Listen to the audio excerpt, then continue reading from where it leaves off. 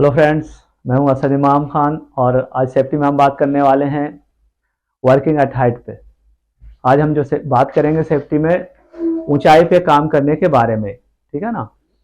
इससे पहले भी आपने जो है बहुत सारी वीडियोस एपिसोड जो है एचएससी से रिलेटेड आपने देखा है और आज हम जो है आप लोगों के लिए लेकर आए हैं कि ऊंचाई पे काम करने के दौरान हमें सेफ्टी का ध्यान किस तरह से रखना है और ऊंचाई पे काम करने के दौरान क्या क्या खतरे हो सकते हैं और क्या क्या बचाव हैं उसके, किस तरह से हम अपने आप को बचा सकते हैं ऊंचाई पे काम करने के दौरान में, ठीक है ना। तो चलिए इसी के साथ शुरू करते हैं। Working at height, working at height इसे कहते हैं ऊंचाई पे काम करना। आखिर वर्किंग एट हाइट है क्या? वर्किंग एट हाइट का डेफिनेशन समझे या इसका मतलब समझे तो any activities carried out at height more than 1.8 metre is considered as work at height. सही सुना आपने। दूसरा इसका एग्जांपल मैं देता हूं। एग्जांपल के तौर पे working close to any excavation और any opening the person could fall and get injuries. अगर कोई बंदा जो है किसी हाइट पे काम कर रहा है और उसके गिरने का खतरा है, वो हाइट का जो स्टैंडर्ड है ओशा के अकॉर्डिंग, जी हाँ, ओशा यानी अमेरिकन स्टैंडर्ड ओशा का आपने नाम सुना होगा, उसके अकॉर्डिंग 1.8 मीटर की ऊंचाई से जब ऊपर आप काम करते हैं या 1.8 मीटर की हाइट पे काम करते हैं तो ये वर्किंग एट हाइट कहलाता है। इस हाइट पे काम करने के लिए जो इसका जो एक स्टैंडर्ड है, सेफ्टी प्रिकॉशन जो है, वो आज हम आपको बताते हुए बताएंगे। इसके बारे में आज हम बात करेंगे, ठीक है ना। तो सबसे पहले इस वर्किंग एट हाइट में जैसा मैंने एक एग्जांपल दिया कि अगर कोई बंदा जो है एक्सकवेशन यानी बहुत खड्डा, यानी कोई एक्सकवेशन है ऑलरेडी, पहले एक्सकवेटेड एरिया, वो एक्सकवेशन है, बहुत ज्यादा खड्डा है और उसके नियरेस्ट में नियर बाय में अगर कोई बंदा काम करता है तो उसको भी वर्किंग एट हाइट कंसीडर किया जाता है। या कोई ओपनिंग हो, है ना, उसको भी वर्किंग एट हाइट कंसीडर किया जाता है, ठीक है। और जिसमें बंदा गिर के, जहां से भी गिर के बंदे को जो है इंजरी हो जाए, the person get injury, that is called working at height. आप खुद समझ सकते हैं, आपने देखा होगा बहुत सारे लोगों को जो है, कुछ लोग जो है हाइट पे यानी ऊंचाई पे काम करने के दौरान भी गिर जाते हैं। तो इसी को हम कहते हैं वर्किंग एट हाइट। तो सबसे पहले हम जानते हैं इसमें हजार्ड्स क्या है। हजार्ड्स में देखें हम तो जिस जगह पे, जिस प्लेटफॉर्म पे, जिस ऊंचाई पे कोई काम कर रहा हो, वहां से सबसे पहला खतरा जो है, हजार्ड जो है, fall from height, fall of person, यानी जो काम कर रहा है वो बंदा खुद गिर सकता है। फॉल द मटेरियल गिर सकता है ना। तीसरे नंबर पे हम देखें तो इलेक्ट्रोक्यूशन यानी बिजली का खतरा होता है। कई बार इलेक्ट्रोक्यूशन हो सकता है। कई बार तब क्या होता है कि इंडस्ट्री के अंदर, कंपनी के अंदर में, खासतौर से एक्सकवेशन एरिया में, यानी सिविल वर्क जहाँ पे हो रहा होता है, हाई राइज बिल्डिंग वगैरह में,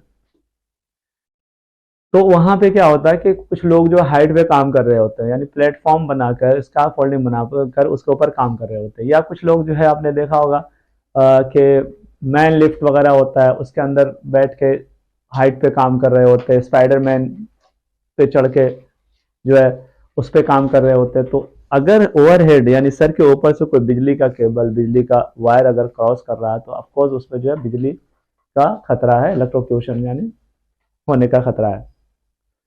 चौथे नंबर में हम बात करते हैं तो ये तो 3 खतरे बताए मैंने। चौथे नंबर पे कोलैप्स ऑफ स्ट्रक्चर, खुद स्ट्रक्चर जो है यानी बिल्डिंग जहाँ पे काम कर रहा बंदा हाइट पे, वो गिर सकता है। कोलैप्स ऑफ प्लेटफॉर्म और स्काफोल्ड, यानी स्काफोल्डिंग जो हमने बनाया या जिस प्लेटफॉर्म पर खड़े होकर काम कर रहे हैं वो भी गिर सकता है। और पुअरली मेंटेन्ड एक्सेस, यानी जिस रास्ते से हम चढ़ के जा रहे हैं ऊपर की तरफ, यानी वो लैडर है, लैडर के थ्रू हम ऊपर जाते हैं, यानी स्काफोल्डिंग पे काम करने के लिए, प्लेटफॉर्म पे, ऊंचाई पे, या कोई और जीना वगैरह है जिसको हम कहते हैं क्या है ये, लैडर। और दूसरे नंबर पे क्या कहा हमने, बताया हमने, जीना वगैरह, जीने पे चढ़ के जाते हैं। वो भी अगर पुअरली मेंटेन है, सही नहीं है, कहीं से डैमेज है, तो वहां से भी बंदा गिर सकता है ना। तो ये सारी मैंने बातें बताई। उसके बाद वर्टिकल डिस्टेंस, वर्टिकल डिस्टेंस क्या है, यानी जैसे जैसे ऊंचाई बढ़ती जाएगी वैसे वैसे गिरने का खतरा बढ़ता चला जाएगा। उसके बाद अनप्रोटेक्टेड एज, यानी जिस स्काफोल्डिंग पे, जिस प्लेटफॉर्म पे हम काम कर रहे हैं, अगर वो अनप्रोटेक्टेड एज यानी उसका जो किनारा है चारों तरफ से, अगर वो प्रोटेक्टेड नहीं है तो उससे भी मटेरियल गिर सकता है किसी दूसरे आने जाने वाले के ऊपर। तो उसके लिए बताऊंगा मैं क्या क्या प्रिकॉशंस है। उसके बाद वेदर कंडीशन हमें देखना होता है। कई बार वेदर कंडीशन अगर खराब है, अच्छा वेदर नहीं है, तो वहां पे भी खतरा है आदमी के गिरने का और साथ साथ में स्कार्फ होल्डिंग कोलैप्स होने का। अनवांटेड और लूज मटेरियल वगैरह है जिसकी ज़रूरत नहीं है, वो गिर सकता है। तो ये सारे मैंने हजार्स बताए आप वर्किंग एट हाइट में काम करने के दौरान में। मैं बात कर रहा था पुअरली मेंटेन एक्सेस, है ना। एक्सेस में स्पेशली मैं बताऊं आपको, आपने देखा होगा लैडर जो है, लैडर जो हम यूज करते हैं हाइट पे जाने के लिए, वो एक्चुअली लैडर प्रॉपर जो है इंस्पेक्टेड और मीन्स सर्टिफाइड होना चाहिए, काम के लिए सही होना चाहिए, मतलब डैमेज नहीं होना चाहिए कहीं से। और उसका हमको देखना हाइट किस तरीके से खड़ा करना है। एक्चुअली क्या होता है, लैडर को भी ना खड़ा करने का एक तरीका है।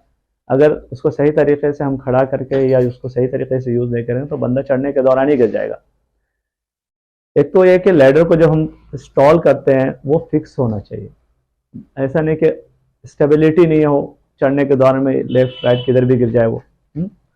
उसके बाद लैडर में देखना है, एक तो मैंने बताया उसके खड़ा करने का तरीका, वो जो खड़ा होगा वो कहीं ना कहीं 75 डिग्री में होगा और बंदा जो चढ़ने वाला है वो 3 पॉइंट कॉन्टैक्ट करना होगा उसको, यानी कि 2 हाथ या एक पैर at a time all time उसके रहेंगे, या 2 पैर 1 हाथ, इस तरीके से लैडर का इस्तेमाल होना है। यानी कि लैडर पे काम करना अलाउड नहीं है, क्योंकि जब कोई काम करने की कोशिश करेगा तो दोनों हाथ का इस्तेमाल करेगा और इस कंडीशन में बंदा गिर सकता है, काम करने वाला गिर सकता है। इसलिए एक्सेस में लैडर जो है, अगर एक्सेस यानी चढ़ने का काम इस्तेमाल लैडर के जरिए कर रहे हैं तो लैडर पे कभी भी काम अलाउड नहीं कर सकते। हाँ, सिक्योर एंड सेफ प्लेटफॉर्म को हम यूज कर सकते हैं काम के लिए। तो ये सब सारे मैंने हजार्स बताए।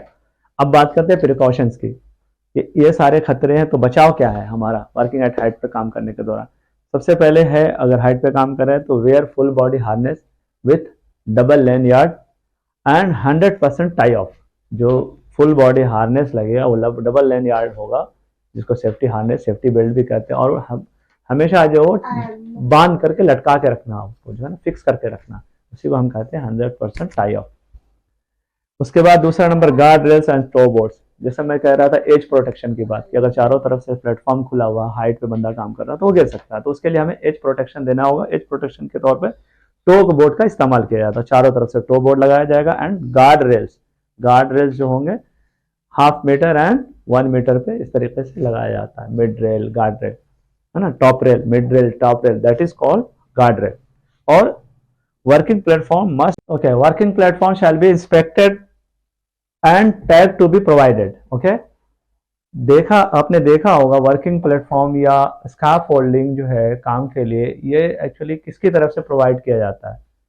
ये जो स्कार्फ फोल्डिंग प्रोवाइड किया जाता है, इसके स्पेशलिस्ट होते हैं, इनका एक मैनेजमेंट यानी एक सुपरवाइजर, सुपरिटेंडेंट होते हैं, जो कि स्कार्फ होल्डर्स के थ्रू, सर्टिफाइड स्कार्फ होल्डर्स के थ्रू स्कार्फ होल्डिंग इरेक्शन करवाते हैं, बनवाते हैं हाइट पे काम करने के लिए।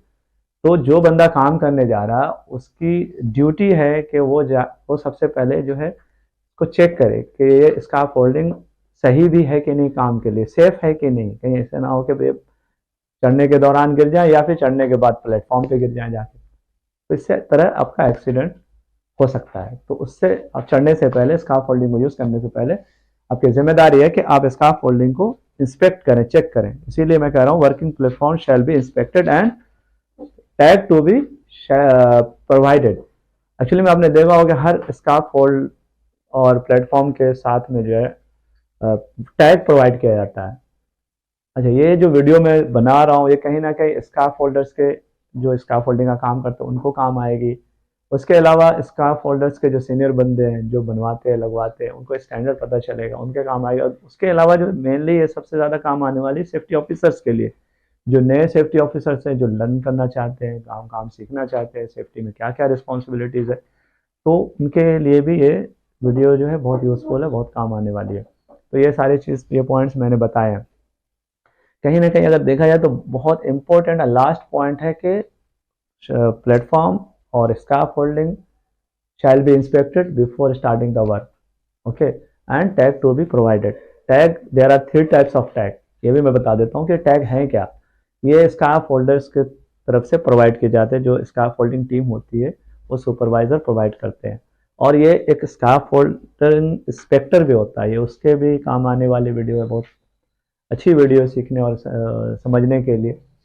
तो वो स्काफ होल्ड इंस्पेक्टर के जरिए सर्टिफाइड होती है और वो जो है टैग को साइन करके उसके ऊपर स्काफ होल्डिंग लेडर में लटका देता है।